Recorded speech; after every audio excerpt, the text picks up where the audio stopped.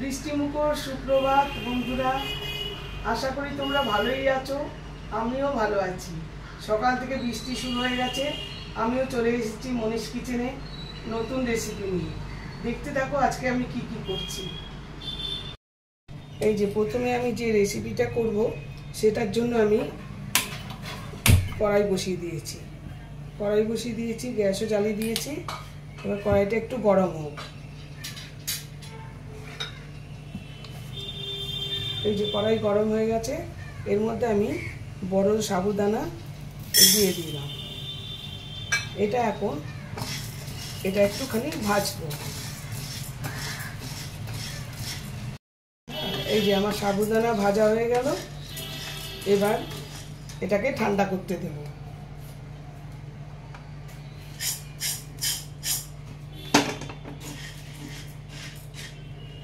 এটা ঠান্ডা হোক। ওইদিকে আমি দুধকে ছানা করব, দেখতে থাকো। এই যে এবার দুধ কেটে ছানা করব।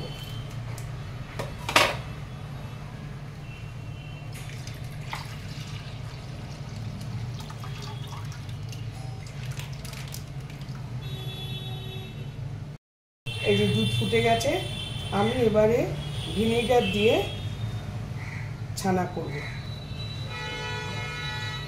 এই যে সুন্দর ছানা হয়ে যাচ্ছে, একদম। এবার আমি ছানাটাকে নিয়ে এই ছাঁকনির মধ্যে দিয়ে দেবো।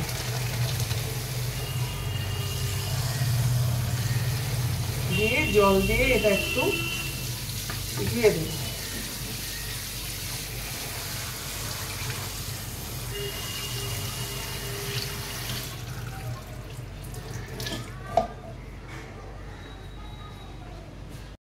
রেসিপিটা করব, তার জন্য আমি ক্যাপসিকাম কেটে নিয়েছি ছোট ছোট করে, ডুমো করে।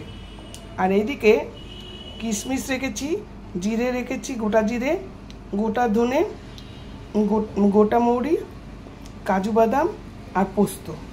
এগুলোকে আমি বেটে নেব, মিক্সিতে বেটে নেব। দেখতে থাকো এর পরের প্রসেস। যে কড়াই বসিয়ে দিয়েছি, কড়াইয়ের মধ্যে এখন আমি গরম তেল দেব।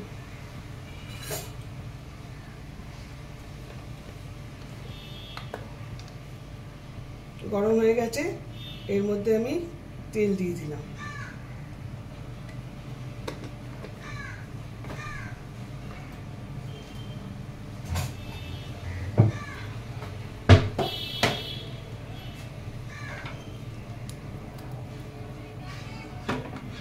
তেলটা গরম হোক, তারপর ক্যাপসিকামটা ভাজবো। গরম হয়ে গেছে, এর মধ্যে আমি ক্যাপসিকামটা দিয়ে দিলাম। ক্যাপসিকামটা এখন আমি ভাজবো। এটা পুরো ভেজ, আজকে পুরো ভেজ করছি, কোনো পেঁয়াজ রসুন কিছু না।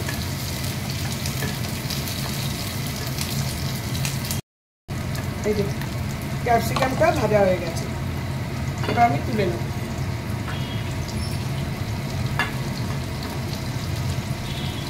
এর মধ্যে আমি এখন ওই তেলের মধ্যে আমি এখন আদা বাটা দেব।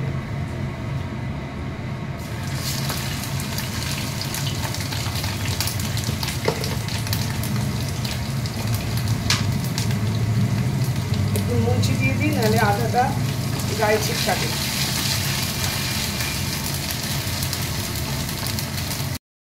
এই যে আদা বাটাটা হয়ে গেছে, আদাটা দিয়েছিলাম, আদা বাটা হয়ে গেছে, কাঁচা গন্ধটা চলে গেছে। এবার আমি মশলাটা দেব, যে মশলাটা বেটে রেখেছিলাম।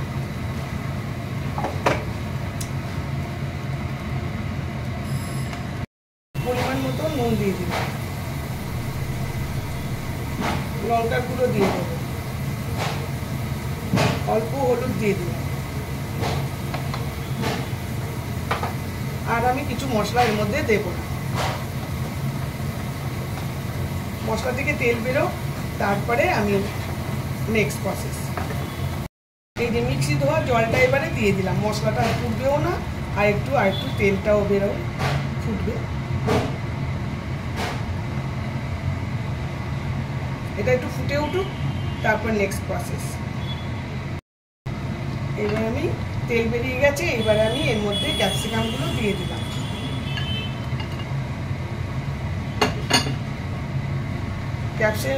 ক্যাপসিকামগুলো নাড়াচাড়া করার পরে ছানাটা দিয়ে দেবো, একটুখানি মিষ্টি দেবো এর মধ্যে,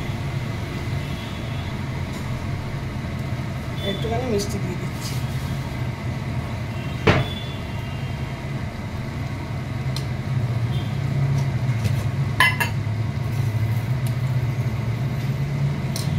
একটু মিষ্টি দিয়ে দিলাম, নিরামিষ তরকারিতে মিষ্টি লাগবে।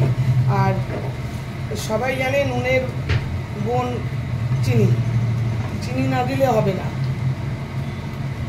চিনি একটুখানি লাগবে, তবেই না টেস্টটা ঠিক মতো আসবে। এই চিনিটা গলে যাক, এবার আমি ছানাটা দিয়ে দেব। এবার আমি ছানাটা দিয়ে দিলাম।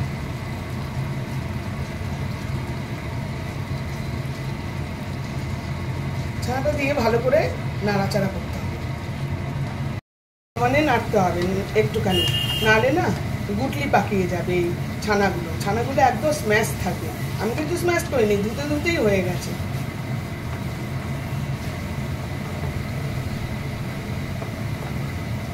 এবার একটুখানি আঁচটা বাড়িয়ে দিলাম।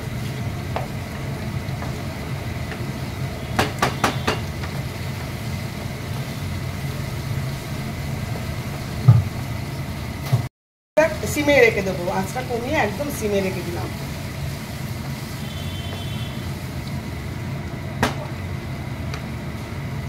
এর মধ্যে আমি এবারে বাটার দিয়ে দেবো।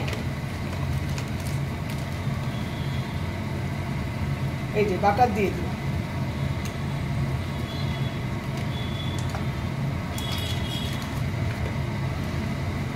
বাটার দিয়ে একটুখানি নাড়িয়ে, এই যে কমানো আছে, আমি ঢাকা দিয়ে এখন রেখে দেবো, স্ট্যান্ডিং টাইম একটু রেখে দেবো।